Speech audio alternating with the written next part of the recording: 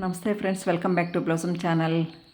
మేము ఫ్రెండ్స్ అందరం కలిసి ఒంటిమిట్ట రామాలయానికి వచ్చామండి. స్వామివారి దర్శనం అయిన తర్వాత మధ్యాహ్నము భోజనం చేసుకుని మళ్ళీ తొలి గడపకి వెళ్ళడానికి వచ్చాము. ఇక్కడ పెద్ద హోటల్ ఉందండి. ఇక్కడ ఆర్డర్ చేస్తే వాళ్ళు వేడి వేడి సాంబార్ అన్నం కారంగా ఇచ్చారండి. ఇది భోజనం చేసిన తర్వాత ఇలా దేవుని గడపకి వచ్చాము. శ్రీ లక్ష్మీ వెంకటేశ్వర స్వామి ఆలయం అండి. ఇది తొలి గడప అని అంటారు. ఆంధ్రప్రదేశ్లోని కడప నగరంలో ఉన్న చారిత్రాత్మక మరియు అత్యంత ప్రసిద్ధ వైష్ణవ క్షేత్రం అండి. ఇది తిరుమలకి తొలి గడపగా పిలువబడుతుంది. ఎందుకంటే భక్తులు తిరుపతికి వెళ్ళే ముందు ఇక్కడ స్వామిని దర్శించుకోవడం ఆచారం. ఈ ఆలయము విజయనగర నిర్మాణ శైలిలో ఉంది.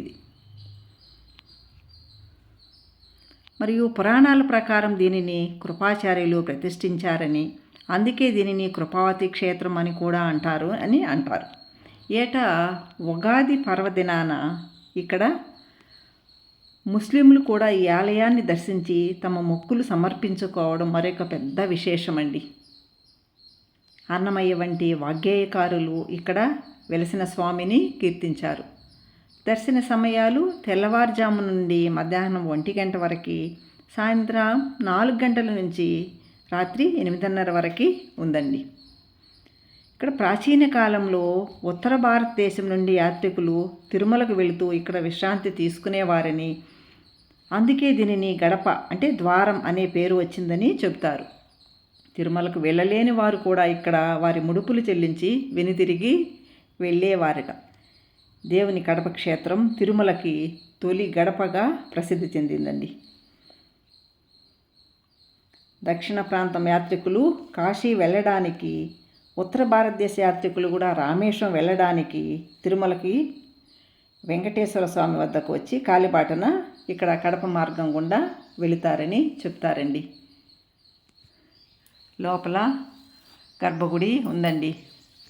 ఇక్కడ చూడండి, ఆంజనేయ స్వామి వెనక వెంకటేశ్వరుని వెనక ఆంజనేయ స్వామి ఉన్నారు. ఒక్కసారి జనమేజయ మహారాజు వెంకటేశ్వర స్వామికి కలలో కనిపించి తిరుమల చెరువు కట్ట మీద తన విగ్రహం ఒకటి ఉందని, ఆ విగ్రహాన్ని తిరిగి ప్రతిష్ఠించాలని జనమేజయుని కోరతారు. తెల్లవారగానే ఆ విగ్రహాన్ని కనుగొన్న మహారాజు తిరుమలకు వాయువు దిక్కున ఆంజనేయ క్షేత్రం ఉందని తెలుసుకుని ఆ క్షేత్రంలో వెంకటేశ్వర స్వామిని విగ్రహాన్ని ప్రతిష్ఠించారండి. ఈ విగ్రహం ప్రతిష్ఠించిన పుణ్యక్షేత్రమే ఇప్పటికీ దేవుని గడపగా వెలసిల్లుతోంది. వెంకటేశ్వర స్వామి విగ్రహానికి వెనుక ఆంజనేయ స్వామి రాతి ప్రతిమను మనము చూడవచ్చండి. గర్భగుడిలో అది ఉంది. దేవుని కడప క్షేత్రపాలకుడిగా ఆంజనేయుడు ఇప్పటికీ ఇక్కడ వ్యవహరింపబడుతున్నాడు. ఇక్కడ మొదటగా శ్రీ లక్ష్మీ ప్రసన్న వెంకటేశ్వరునిగా సోమేశ్వర వెంకటేశ్వర స్వామిని దర్శించుకున్న అనంతరము ఈ 3 క్షేత్రాలకు వెళ్ళేవారు మాఘశుద్ధ పాడ్యమి నుండి రథసప్తమి వరకు బ్రహ్మోత్సవాలు ఇక్కడ జరుగుతాయండి. సప్తమి రోజున రథోత్సవం చాలా బాగా జరుగుతుంది. వేలాది మంది భక్తులు పాల్గొంటారండి. రథసప్తమి అయిన తర్వాత మరుసటి రోజు మేము వెళ్ళామండి. ఆ బ్రహ్మోత్సవాలు అన్నీ అక్కడ బాగా జరిగాయని చెప్పారు. చాలా అద్భుతంగా ఉందండి ఈ టెంపుల్. పుష్కరిణి కూడా ఇక్కడ ఉంది. హనుమ క్షేత్రం అయినందున హనుమత్ పుష్కరిణి అని కూడా